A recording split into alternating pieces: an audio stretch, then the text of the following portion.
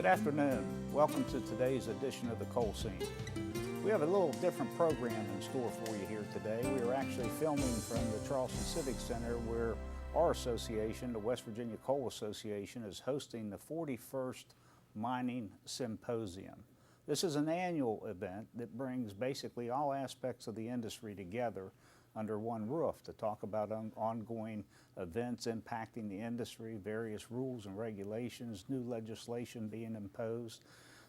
And we have a gathering of about 600 people here today who will be participating in varying degrees in the different segments of the program. And it includes those that actually run the mining operations, those that are involved in the permitting and the environmental areas of our business, as well as the many mine health and safety professionals that work day in, day out to try to improve the safety conditions within the mining industry.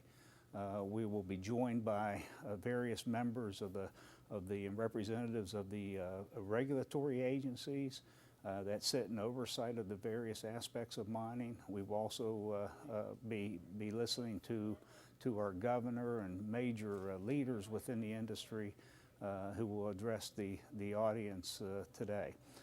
Later today, we're going to be recognizing all those companies for their outstanding safety performance and environmental achievement throughout calendar year 2013. So we hope that you enjoy the segments of the program that we're going to incorporate into today's Coal Scene.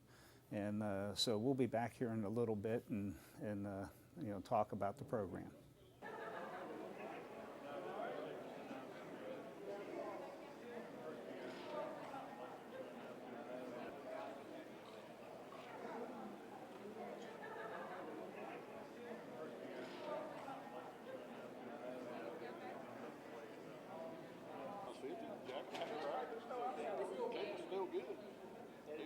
It just won't unwind off the reel. It won't unwind off the reel. It won't move. It's like a piece of lead pipe out there. Send Kate back over there. Does anyone want to comment? Oh, all right. I think I will just quickly. Oh, it's terrific. Pictures and quick. I have a black magic marker.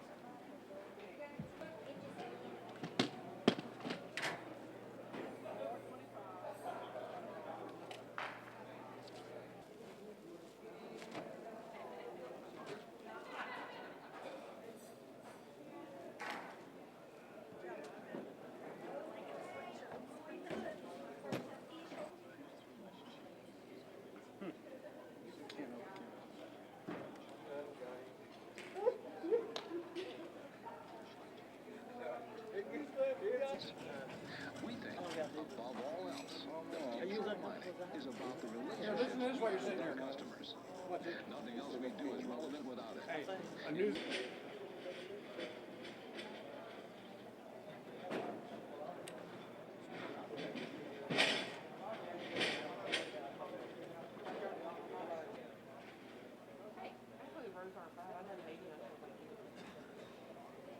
It's very clear that President Barack Obama, his appointed bureaucrats, and the politicians that support him are out to totally destroy the use of coal in the United States of America. It is evil. It is insane. I grew up poor. When I was 9 years old, my father was left paralyzed for 21 years. My mother had cancer.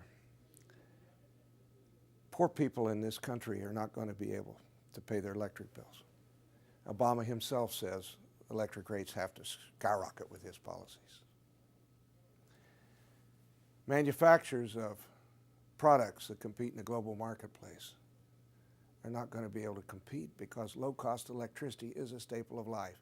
Obama himself said they got to have skyrocketing electric rates. We have to have them skyrocket. And he's accomplishing that for no environmental benefit at all, absolutely none. And it's a human issue to me because I know the names of my employees who only want to work in honor and dignity And they're being denied that as the industry is being destroyed.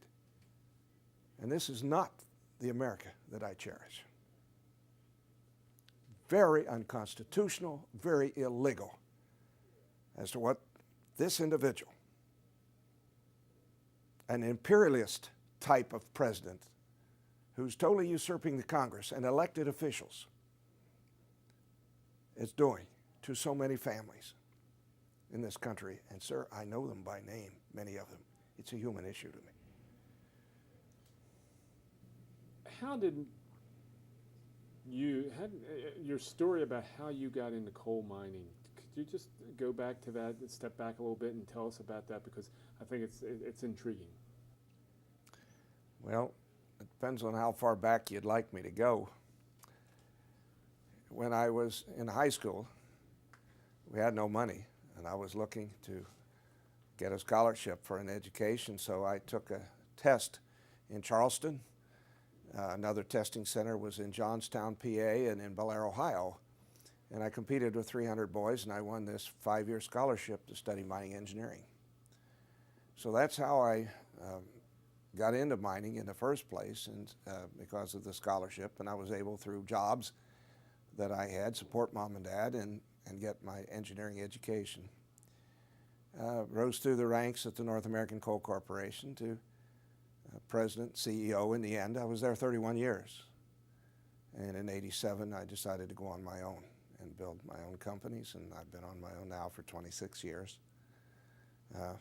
We'll mine about 65 million tons of coal this year. We employ 7,100 miners. And if you take that multiplier of 11 to 1, you can see that we account for a lot of jobs, nearly 100,000 in America, with 7,100 times 11 and add back the 7,100. I take that responsibility, sir, very, very seriously for these people. Let's step back in time just a little bit, because I want to get to a story. When you decided to go on your own, what did you have to do to get that first mine going? It was by the grace of God and a number of miracles that I got on my own. The North American Coal Corporation, the family controlled the company by their voting rights, came up with some policies that I didn't agree with after 31 years. And so I left. And I had no money. The first thing I did, I sold the kids' toys. The boys have never forgiven me. Mortgaged my home to the hilt, but that wasn't nearly what I needed. But I had a good reputation as being a good coal miner with the electric utility industry. And through the help of a major electric utility, guaranteed my debt, I was able to borrow $66,515,000 to buy my first mine and get started in the coal industry. It's a wonderful country when you can do that. You can't do it today under Obama, nor would he understand what I did to build this business, because he's never had a job or never created a job. But it was a real stretch. Now, there's a lot more to the story. I had a lot of opposition at the time to the loan guarantees that the utility provided me on that $66,515,000. But we made it by the grace of God in 15 minutes. That's another story. Final question. What's it going to take to keep the coal industry in this region, Ohio, Pennsylvania, West Virginia, Kentucky, to keep it thriving the way, maybe not going back the way it was, but just to keep it moving forward to where it can be? I don't think it's going to get any better until the lights go out and people start getting cold in the dark. That seems to be the way our country reacts, and we're getting very close to that. The largest utility in this area said Monday, their CEO, that 7,150 megawatts of generation are to be closed next year. And during this cold snap we're in right now, they're drawing 89% on that 7,150 megawatts, which won't be there next year. We are headed to disasters in this country, with brownouts and blackouts as a result of the policies of this insane president and the supporters that he has in America. It's not going to get any better until some people freeze in the dark, and that is going to be very unfortunate for our country. The main message is that despite what appears to be a challenging market, that demand for coal continues to grow and remain strong, and that the challenges are more price related and short term, but the long term demand for coal is sustainable. Where are the opportunities right now, especially for West Virginia coal? Most of the opportunities are currently in Asia, where more than 51% of the world's population is located, and specifically in China and India are tremendous growth areas for the use of coal. What are West Virginia coal companies, what do they need to be doing to look forward and have more exports available for the overseas market? I think the biggest thing is to remain safe, efficient, and productive, and which will allow them to be placed in a global cost curve that can allow them to compete in the marketplace. Certainly, again, demand's not the issue. It's being able to compete at the price points. What are they going to have to do? What do they need? What are you telling them that they need to do to be able to compete the way they need to do? Yeah. I think some of it's focusing on areas, mining areas where they, again, can mine at lower cost.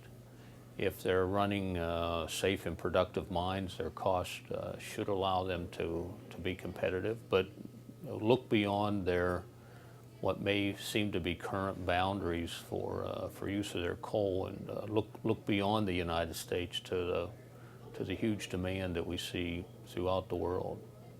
After your talk today, I saw a number of the association members come up to you and speak to you personally. Mm-hmm. What are you hearing from the members? What are they needing back from you? What are you prescribing to them? I think the biggest thing is people are discouraged by the current business climate, and I think the biggest message I can give them is that there's a reason for hope. There's current opportunities to sell their product and sustain their business, and again, don't be focused on what may have been past practices, but look beyond the borders of the United States. How is the opinion of the current administration affecting the overall situation? Well, I think within the United States, certainly it's cast a pall over the industry. I think globally, quite frankly, the rest of the world, they're more concerned about raising the standards of living for their own societies and for their own well-being. So what the administration does, what the current administration does in the U.S. relative to coal really goes unnoticed throughout the rest of the world. How important is it to keep the transportation of this coal to the ports? In West Virginia, you see the trains rolling quite a bit. You don't hear much conversation about any changes there. Is the transportation of the product to ports as adequate as you see that it needs to be right now? Yeah, our business depends, has a significant dependence on the railway system in West Virginia and throughout the eastern U.S., and we're very fortunate that the two major eastern railroads have been very supportive of not only sustaining coal exports but growing coal exports. They also have investments in assets in West Virginia and in this region. You know, I want to give an update on where we're at with mine health and safety. We've made a number of improvements, both at MSHA and in the mining industry. And if you look at the impact of those, I think it's clear that mine safety is moving in the right direction. I think there's a clear path that's visible now that shows that we've had a sustained improvement in mine safety, particularly since a lot of initiatives we implemented back in 2010. Why are we seeing these, and a good thing that we're seeing them, but why are we seeing the increased implementations? Well, I think there's a lot of us that recognize, and particularly after Upper Big Branch, that really more needed to be done in this country to improve mine safety. There was a number of issues that had arisen that showed that we need to have a cultural change in some areas of the country with regard to how we deal with mine safety. Need to have an opportunity for miners to have a voice in the workplace. We need to have sound health and safety programs in place. And whenever a mine started getting in trouble with regard to compliance issues or injuries and illnesses, really need to stop, put a plan in place to fix those. And a lot of things that we've done really drive at the core of addressing those kind of issues. We implemented a plan on addressing chronic violations or mines that have are tagged as chronic violators. And Congress implemented a provision in the Mine Act to deal with just that type of a problem, and it was called the pattern of violations. We retooled the pattern violation standards back in 2010 by changing the criteria of how we identify mines and deal with those mines that may be chronic violators. And just recently in January, we issued a new rule that really brought the standard in line with what Congress really intended. If you look at the impact of the actions that we have taken since 2010, we've had about an 83% drop in a number of mines in this country that are identified by the standard we set in 2010 as chronic violators. So, you know, that shows us that we're really making progress in those areas, and those kind of plans actually do work. Follow up on that thought process, you mentioned that the miners themselves can reach out and bring attention to what they think is a problem as it pertains to safety. Just how important is it to have that frontline person there being able to feel, taste, touch? Well, you know, I think it's important that when mine operators craft their health and safety programs, they include the miners as part of that. They have processes in place that allows the miners to bring forth issues or problems to get them fixed. As a government agency, we have a legal responsibility to take action where a mine operator may retaliate against a miner who does try to get problems fixed in the workplace. If you look back at Upper Big Branch and the findings that all the investigations or what they found, there was a clear view that miners did not feel that they had the freedom to speak out about the safety conditions. As a matter of fact, it had been 4 years since we had received a complaint out of that mine. So we needed to change things. So we as an agency has told miners that we do have your back if you do raise health and safety concerns and there's retaliation. We're going to be there to take action to support you. Final question, where does the industry go from here? How can it improve even more as it pertains to safety? Okay.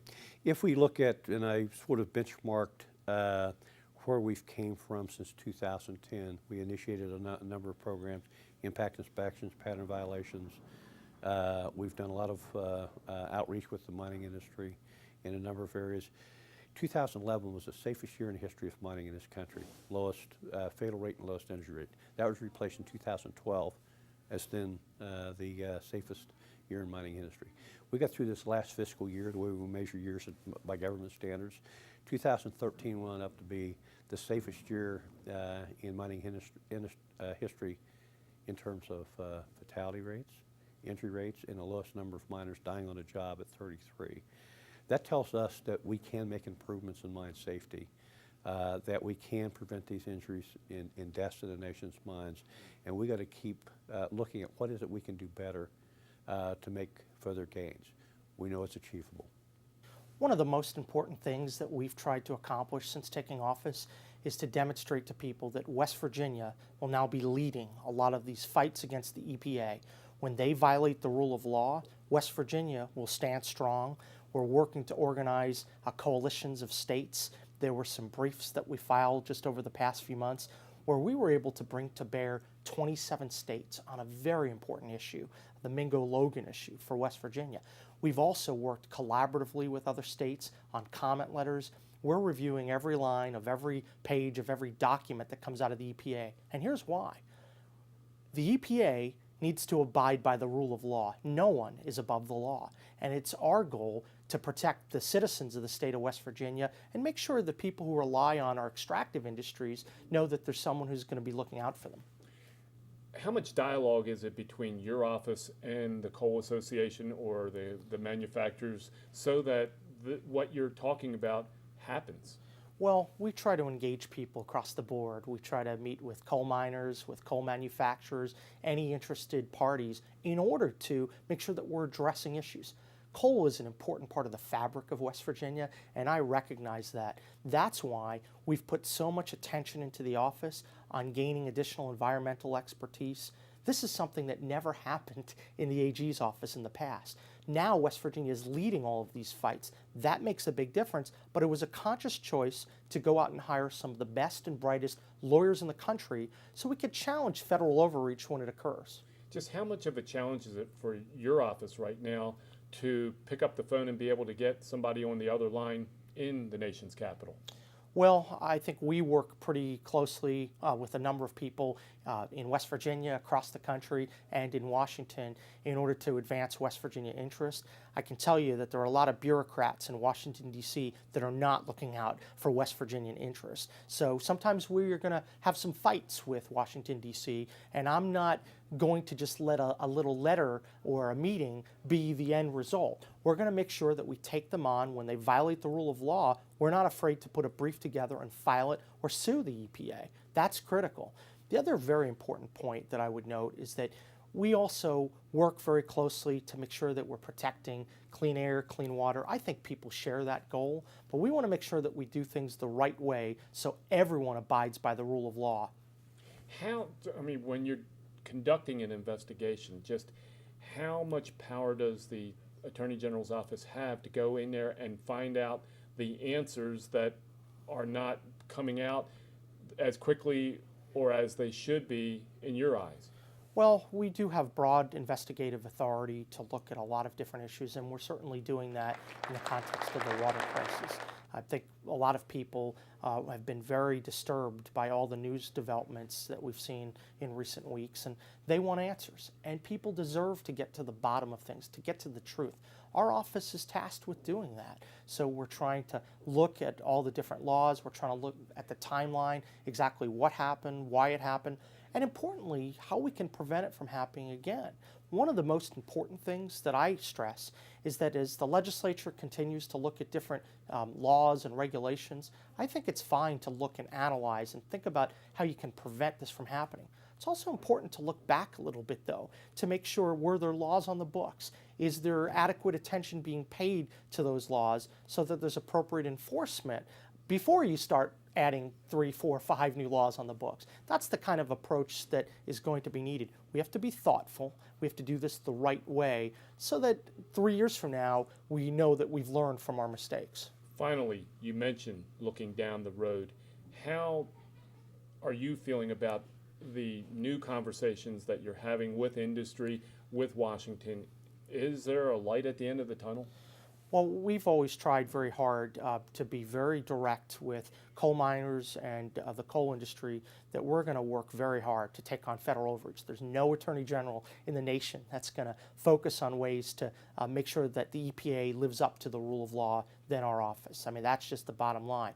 But I will say this, the President does have a lot of power. It's hard for one Attorney General to stop him. But that's why we're putting all these coalitions together to try to really slow him down, get to 2017 when he's not going to be in office, and hope that we're going to have a better day. There will be better times ahead for the coal industry. We just have to gum up the system a little bit and make sure that the EPA just doesn't run roughshod over West Virginia. We all want clean air and clean water. We have to make sure that that's a top priority, but we're not going to let federal agencies break the law in order to advance their policy goals. Welcome back.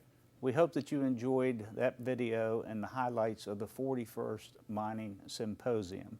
and those speakers which we wanted to showcase on today's program.